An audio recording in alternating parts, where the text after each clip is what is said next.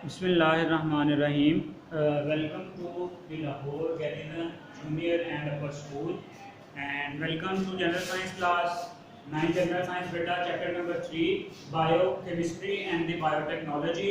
बेटा इसमें से चैप्टर जो हमने कंप्लीट कर लिया है। आज इस चैप्टर के जो कुछ इंपॉर्टेंट पॉइंट्स हैं जो आपसे शॉर्ट क्वेश्चंस में पूछे जा सकते हैं, बेटा आज के लेक्चर में हम वो डिस्कस करेंगे।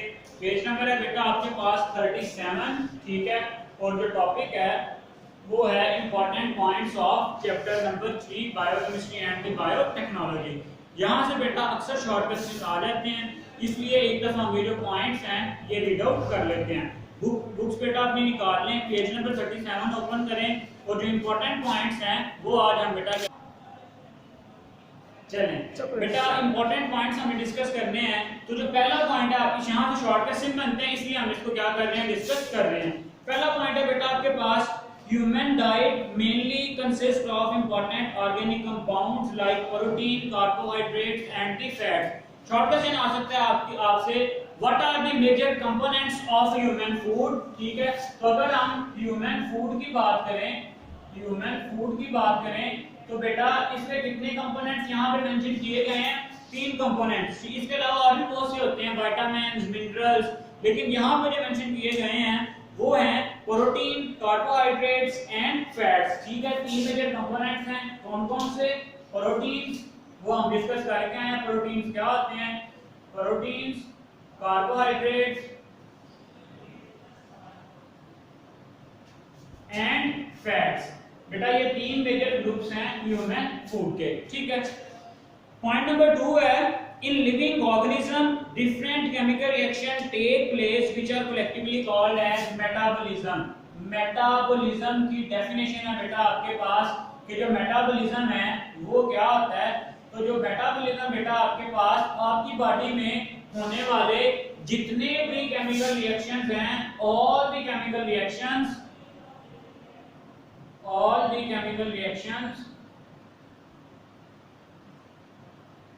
taking place in the body are collectively called as metabolism कह देते हैं बेटा हम उनको। क्लियर है। नेक्स्ट आ रहे हैं बेटा आपके पास डाइजेशन। डाइजेशन में क्या होता है, macromolecules are broken down into monomers, ठीक है। सिंपल सी डेफिनेशन लिखी हुई है आपके पास डाइजेशन की कि आपके पास जो डाइजेशन है वो क्या होता है बेटा, हम फूड में जो मॉलिक्यूल्स खाते हैं बेटा वो मैक्रोमोलेक्यूल्स होते हैं और उनका जो साइज है वो बहुत ज्यादा होता है, ठीक है। उनको बॉडी डायरेक्टली डाइजेस्ट जो है एब्जॉर्ब नहीं कर सकती। तो क्या होता है बेटा आपके पास डाइजेशन के प्रोसेस के थ्रू जो ब्रेकडाउन होती है, breakdown of macromolecules into monomers. अगर हम देखें तो जो प्रोटीन्स हैं, प्रोटीन्स के मोनोमर्स होते हैं आपके पास अमीनो एसिड्स। कार्बोहाइड्रेट्स में आप कह सकते हो glucose, fructose, lactose, maltose etcetera. Fats में आपके पास बनते हैं बेटा fatty acids and the cholesterol. Clear हो गया। चलें, पॉइंट नंबर 4 है बेटा आपके पास the end product of carbohydrate digestion are the glucose, fructose and lactose। मैंने बता दिया आपको। fats are digested and absorbed in small intestine। ये बात बेटा एमसीक्यू के हवाले से आपसे पूछी जा सकती है कि जो फैट डाइजेशन है, fat digestion and absorption take place in small intestine, ठीक है। कि जब जो आपके पास फूड है वो स्मॉल इंटेस्टाइन में पहुंचेगी तो ही बेटा उसमें जो फैट्स हैं उनकी डाइजेशन होगी और उनकी एब्जॉर्प्शन होगी। जबकि आपके पास अगर हम कार्बोहाइड्रेट की बात करें, जैसे ही हम कोई कार्बोहाइड्रेट कंटेनिंग फूड खाते हैं तो हमारे माउथ में ही बेटा जो सलाइवा है उसमें ही कुछ ऐसे एंजाइम्स होते हैं, कुछ ऐसे कंपोनेंट्स होते हैं जो कार्बोहाइड्रेट्स की डाइजेशन को क्या कर देते हैं, स्टार्ट कर देते हैं। क्लियर। और आपके पास जो प्रोटीन्स हैं, प्रोटीन्स की जो डाइजेशन है वो आपके स्टमक में शुरू होती है। क्लियर। चलें, नेक्स्ट पॉइंट है बेटा आपके पास proteins are digested in intestine and finally converted. देखिए यहाँ पे वर्ड यूज हुआ है सिर्फ converted, digested and converted into the amino acids मैंने आपको बता दिया कि अगर प्रोटीन की ब्रेकडाउन होगी तो प्रोटीन से आपके पास अमाइनो एसिड्स जो हैं वो बनेंगे। Enzymes work as catalyst in biological reaction. Enzymes के बारे में हम काफी पढ़ के आए हैं कि एंजाइम्स क्या होते हैं बेटा। तो एंजाइम्स आपके पास ऐसी प्रोटीन्स हैं जो कि किसी भी लिविंग ऑर्गेनिज्म में होने वाले रिएक्शन को क्या कर देती हैं, स्पीड अप कर देती हैं। ठीक है, इसलिए हम इनको क्या कहते हैं, enzyme act as biocatalyst. ठीक है, एज अ बायो कैटालिस्ट के तौर पे। कैटालिस्ट कहते हैं बेटा कोई भी ऐसा सब्सटेंस, कोई भी ऐसा कंपाउंड जो कि किसी केमिकल रिएक्शन को स्पीड अप कर देता है, वो आपके पास क्या कहलाता है, बायो कैटालिस्ट। नेक्स्ट आ रहा है बेटा composition of blood. Blood consist of two parts, plasma and the blood cells. ठीक है, अगर हम ब्लड की कंपोजिशन की बात करें, इसमें दो चीजें होती हैं। एक होता है बेटा आपके पास blood plasma, liquid portion of the blood. ठीक है, उसको हम ब्लड प्लाज्मा कह देते हैं। और दूसरी तरफ आते हैं आपके पास ब्लड सेल्स, जिनमें आते हैं आपके पास red blood cells, white blood cells and the platelets. Blood cells आते हैं यहाँ पे। चलिए, क्लियर हो गया। नेक्स्ट बेटा इंपॉर्टेंट पॉइंट है वो है DNA. What DNA stands for, कि डीएनए किसकी जो शॉर्ट फॉर्म है, इससे पूरा जो वर्ड बनता है या सेंटेंस बनता है वो क्या है, DNA is abbreviated for deoxyribonucleic acid. ठीक है, डीऑक्सीराइबोन्यूक्लिक एसिड। ठीक है, अब यही जो डीऑक्सीराइबोन्यूक्लिक एसिड है ये किससे मिलकर बना होता है, हम डिस्कस कर चुके हैं। ठीक है, सब यूनिट्स होते हैं इसके न्यूक्लियोटाइड्स। ठीक है, न्यूक्लियोटाइड्स। क्लियर हो गया। इसमें एक नाइट्रोजनस बेस होती है बेटा, एक आपके पास शुगर राइबोज शुगर होती है, और उसके साथ आपके पास जो एक फॉस्फेट ग्रुप है वो अटैच होता है। नेक्स्ट डेफिनेशन है यहाँ पे बेटा जीन की, पेपर पॉइंट ऑफ व्यू से बहुत इंपॉर्टेंट है। Define gene. जीन आपको मैंने बताया था बेटा कि डीएनए का ही एक ऐसा स्पेसिफिक पार्ट, डीएनए का एक ऐसा स्पेसिफिक पार्ट जो किसी एक खास ट्रेट को, एक खास कैरेक्टर को कंट्रोल करता है, वो आपके पास क्या कहलाता है, जीन। क्लियर हो गया। चलें, नेक्स्ट बेटा आ रही है आपके पास ग्लोसरी। ठीक है, इसमें भी बहुत सारी डेफिनेशंस हैं, वो भी हम डिस्कस कर लेते हैं। ये इंपॉर्टेंट पॉइंट्स बेटा हमने भी डिस्कस किए हैं। इन हर पॉइंट में से बेटा आपके लिए एक शॉर्ट क्वेश्चन बनता है, सो आपने इनको अच्छे से बेटा क्या करना है, प्रिपेयर कर लेना है। चलें, पेज नंबर आ गया अब आपके पास 38। ठीक है, और जो मेन टॉपिक यहाँ पे जो हेडिंग है आपके पास बेटा वो है ग्लोसरी।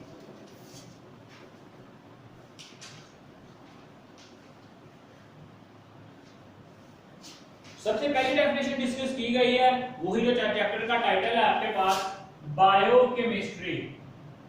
बायो, बेहतर तो यही है बेटा कि जो आप पीछे डेफिनेशन पढ़ के आए हैं डिटेल में, वही आप डेफिनेशन जो है वो मेंशन करें। इसमें हमने पढ़ा था कि biochemistry is the branch of chemistry which deal with all the chemical reactions which take place in our body। मतलब कि लिविंग ऑर्गेनिजम्स की बॉडी में जितने भी केमिकल रिएक्शंस होते हैं उनको स्टडी करना, वो क्या कहलाता है आपके पास, बायोकेमिस्ट्री कहलाता है। यहाँ पे जो डेफिनेशन लिखी है बेटा वो ये है कि study of chemical reactions in living organism. वही बात आ गई, स्टडी ऑफ केमिकल रिएक्शंस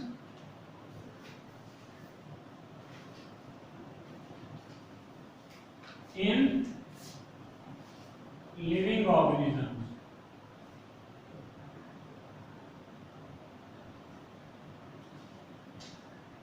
चलें, ये आ गया आपके पास बायोकेमिस्ट्री। फिर आ जाएगा आपके पास माल्टोज। What is maltose? तो बेटा हमें पता है कि माल्टोज आपके पास क्या है, एक कार्बोहाइड्रेट है। ठीक है, it is disaccharide sugar produced by the digestion of the starch. Disaccharide है, डाई का मतलब होता है दो saccharide units, disaccharides. It is a disaccharide ठीक है, कब बनता है? By the digestion of starch, by the digestion of, मतलब कि जब आपके पास स्टार्च भी एक कार्बोहाइड्रेट है लेकिन लॉन्गर कार्बोहाइड्रेट है, जब इसकी ब्रेकडाउन होती है, जब इसकी डाइजेशन होती है, तो इसकी डाइजेशन के पीरियड में बेटा आपके पास जो कार्बोहाइड्रेट आता है वो क्या कहलाता है? माल्टोज कहलाता है। डेफिनेशन आ रही है बेटा आगे आपके पास कैटालिस्ट की। What is catalyst? ठीक है, अगर हम कैटालिस्ट की बात करें तो यहां पर डेफिनेशन है बेटा, change the speed of chemical reaction without undergoing any chemical change in structure, change the rate of reaction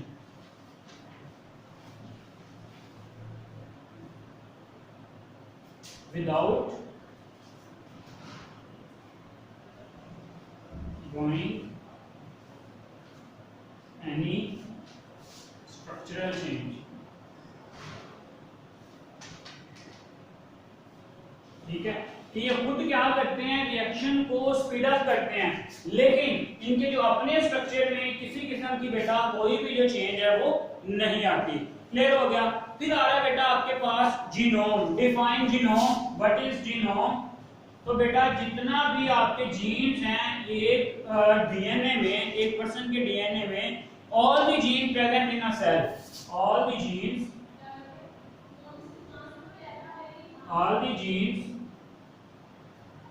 present in a cell are called as genome। ठीक है, एक सेल में बेटा जितना भी डीएनए है, उस डीएनए में आगे जितने भी जीन्स हैं आपके पास, उन सब को कलेक्टिवली हम क्या कहते हैं?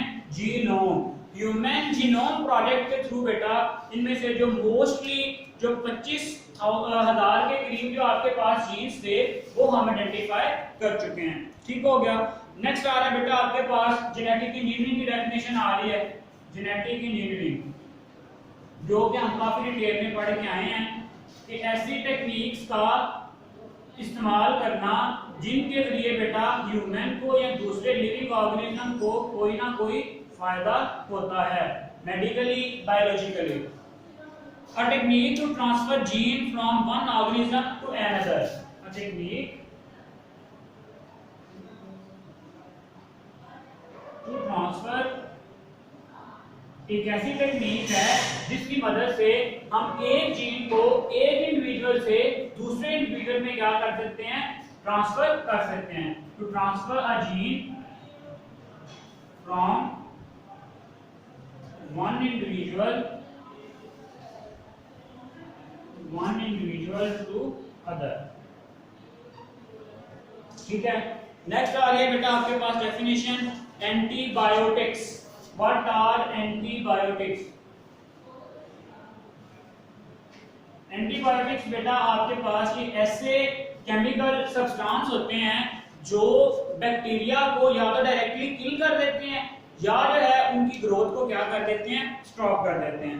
ठीक है, chemical compounds obtained from microorganisms used to control infectious diseases caused by the bacteria, used to control diseases caused by bacteria। Clear है? चलिए लास्ट में बेटा जो आपके पास दो डेफिनेशन हैं वो है, एक बेटा आ रही है आपके पास फैटी एसिड्स, ठीक है, और दूसरा आ रहा है रिसाइक्लिंग। फैटी एसिड्स बेटा मैंने आपको बताया है कि organic acids having hydrocarbon chains and released on hydrolysis of the fats. अब ये क्या है आपके पास? ये मैंने बताया कि फैट्स में बेटा दो कंपोनेंट्स होते हैं आपके पास, एक होते हैं फैटी एसिड्स और दूसरे होते हैं आपके पास ग्लिसरॉल्स। ठीक है, अब यहाँ पे जो डेफिनेशन है बेटा वो आपके पास एक और तरह से मेंशन की गई है। ये जो लॉन्ग चेन है हाइड्रोकार्बन है, हाइड्रोकार्बन मतलब है आपके पास ऐसे कंपाउंड होते हैं जिनमें हाइड्रोजन और कार्बन प्रेजेंट होता है। ठीक है, and released on hydrolysis of the fats. यही जो हाइड्रोकार्बन है जब बेटा इनकी हम हाइड्रोलिसिस करते हैं तो वहां से हमें क्या मिलते हैं? फैट्स। ठीक है, नेक्स्ट वाला रिसाइक्लिंग। रिसाइक्लिंग क्या है? To produce new products from the useless waste और रबिश, मतलब कि हमारे लिए जो फालतू मवाद है, जो एक्स्ट्रा मटेरियल है, जो हमारे किसी काम का नहीं है, उसको दोबारा से हम उसकी यूजेबल फॉर्म में लाने की कोशिश करते हैं। और ये जो प्रोसेस है आपके पास, ये क्या कहलाता है? ये कहलाता है बेटा आपके पास रीसाइक्लिंग। क्या कहलाता है? Recycling. So this is all about today's lecture बेटा, कि हमने क्या क्या डिस्कस किया है, कुछ इंपॉर्टेंट पॉइंट्स डिस्कस किए हैं, उसके साथ साथ बेटा जो ग्लॉसरी थी वो भी हमने डिस्कस की है। इस चैप्टर में से कौन कौन से जो इंपॉर्टेंट क्वेश्चंस हैं वो यहाँ से बेटा जी बन सकते हैं। आज के लेक्चर के लिए बेटा इतना ही। अल्लाह हाफिज।